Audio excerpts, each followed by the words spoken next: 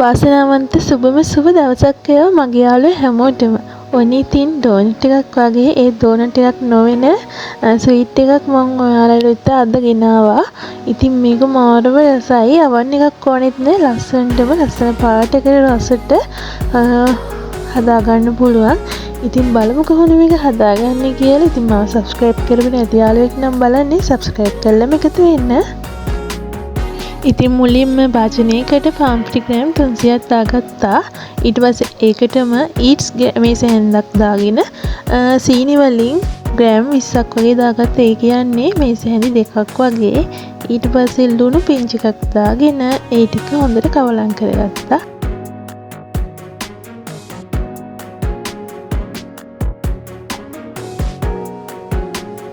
ඊට පස්සේ මේ දාගන්නේ එක්ස්ට්‍රා ග්‍රෑම් 70ක් දාගත්තා.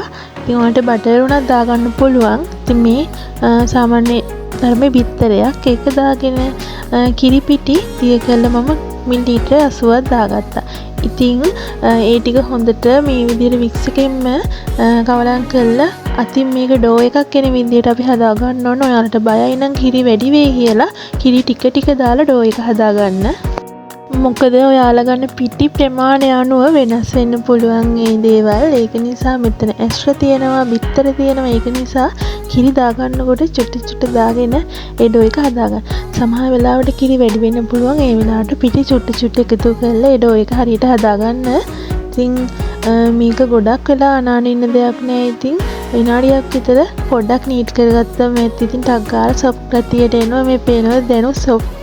ඉතින් මේ විදියට විනාඩියක් විතර හොඳට නීට් කරගෙන අපි මේක කොටස් වශයෙන් වෙන් කරගන්න තමයි දැන් හදන්නේ. මේ බලන්න.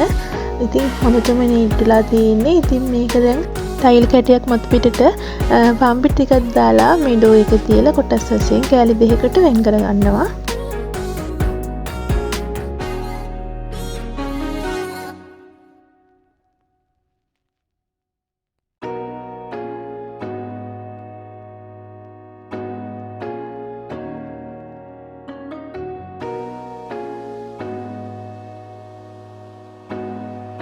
ඊට පස්සේ ඒක එයින් එක කෑල්ලක් තියලා හොඳටම තුනී කරගන්න තමයි මේ යන්නේ. රෝලින් පින් එකකින් හරි කකරි බෝතලයක් අරගෙන හරි පාපඩි චුට්ටක් තවරලා මේ විදිහට එක හොඳටම තුනී කරගන්න. ගොඩාක්ම නෙමෙයි සාමාන්‍ය තරමට තුනී කරගන්න.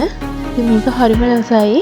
ඔයාලත් අනිවාර්යෙන්ම හඳලා මට කමෙන්ට් එකක් දාන්න. ඔයාලා කමෙන්ට් දානකොට ඉමෝජි වගේ දාන්න නැතුව ඔයාලගේ අදහස් යෝජනා චෝදනාවක් දැම්මොත් මම ගොඩක් සතුටු වෙනවා.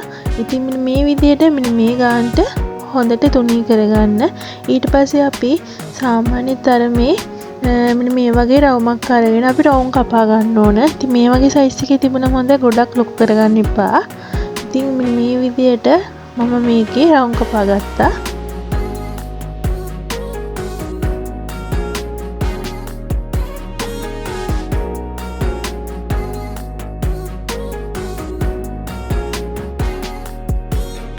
ඉතින් ඊට පස්සේ පොඩි රවුමක් අරගෙන ඒකේ මැදින් මේ විදිහට රවුම් කපා ගන්න. ඉතින් මේ රවුම් ඔක්කොගෙම කපා ගන්නෑ. ඉතින් කොටස් දෙකකට වගේ තමයි. ඉතින් 30කට මේ වගේ මැදින් රවුම් කපනවා, 30කට මැදින් රවුම් කපන්නේ. මේ විදිහට තමයි අපි හදා ගන්න ඕනි. ඉතින් ඉස්සරහට බලා ගන්න පුළුවන් මේ මොකද එහෙම කරේ කියලා.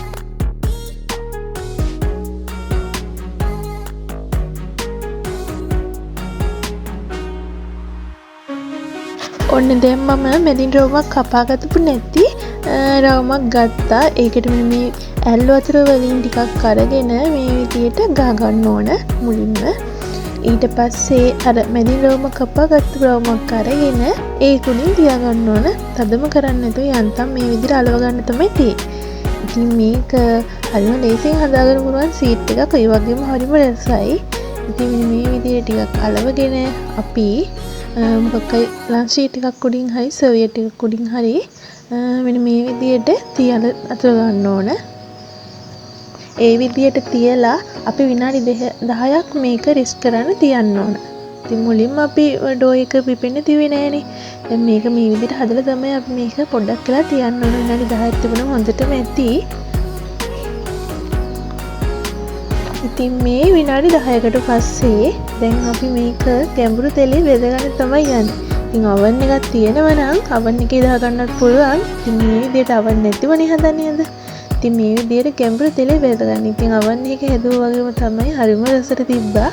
ඉතින් මේ විදිහට වාජනේ ඉඩ හැටියට පිපෙන්නත් ඉඩ තියලා පොඩ වගේ මේ විදිහට බෙදගන්න අනිත් පැත්ත හරව.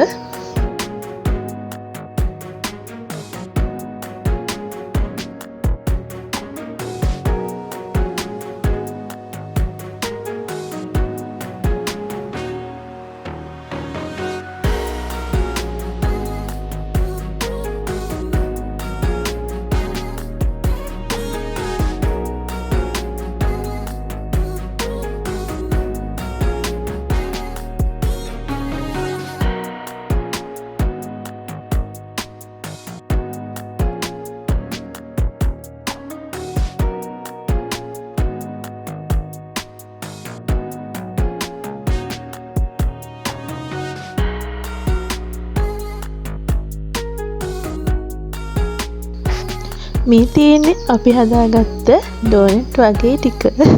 ඉතින් දැන් මේක සීනි කුඩු වල තවර ගන්න ඕන. මුලින් උණුවෙන්ම තවර ගත්තාම සීනි කුඩු ඉක්මනටම ගෑවෙනවා. මෙන්න මේ විදියට ඒක පුරාම සීනි කුඩු තවර ගන්න.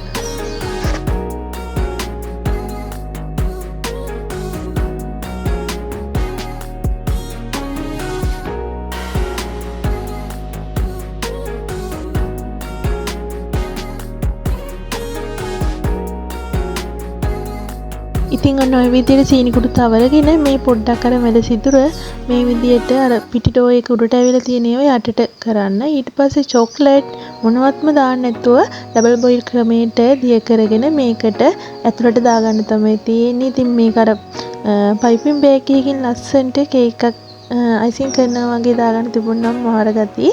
ඉතින් මට පයිපින් බෑග් ගන්න නැති නිසා හැන්දේ මෙන්න මේ විදිහට දාගත්තා. ඉතින් ඔයාලත් හදලා බලන්න මේක පදිනම් මොහොල්ම රසයි. ඇත්තටම බුරු කියන වැඩන්නේ මොහොල්ම රසයි.